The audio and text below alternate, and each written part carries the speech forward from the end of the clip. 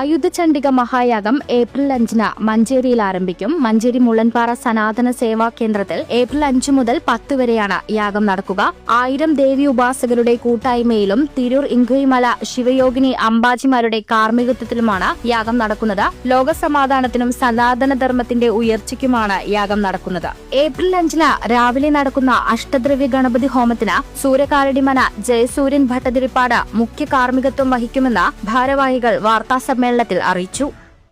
10,000 ഒരു ദേവീമാഹാത്മ്യം പാരായണം ചെയ്തുകൊണ്ട് 1000 ഹവനം ദേവീമാഹാത്മ്യത്തിൻ്റെ ദുർഗാസപ്തശതിയുടെ പൂർണ്ണമായിട്ടുള്ള അർച്ചനകളോട് കൂടിയിട്ടുള്ള 1000 ഹവനം നടക്കുന്നുള്ളതാണ്.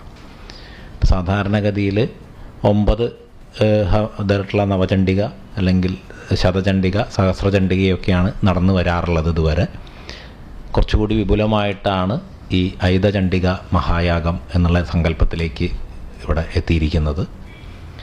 അതിൽ ഒരു വർഷത്തോളം നീണ്ടു നിൽക്കുന്ന ഒരു ദീക്ഷ പഠന പ്രക്രിയയിലൂടെ ഇതിന് തയ്യാറായിട്ടുള്ള അത്രയും ദീർഘകാലത്തെ ഒരു വ്രതാനുഷ്ഠാനത്തോടു കൂടിയ സാധാരണക്കാരായിട്ടുള്ള സാധകരുടെ മുൻകൈയാലാണ് കേരളത്തിലെയും കർണാടകത്തിലെയും ഒക്കെ ദക്ഷിണ ഭാരതത്തിലെയും തമിഴ്നാട്ടിലെയും ഒക്കെ പ്രധാനപ്പെട്ട ആചാര്യന്മാരുടെ ആചാര്യത്വത്തിൽ യാഗം നടക്കുന്നത്. News today Kerala.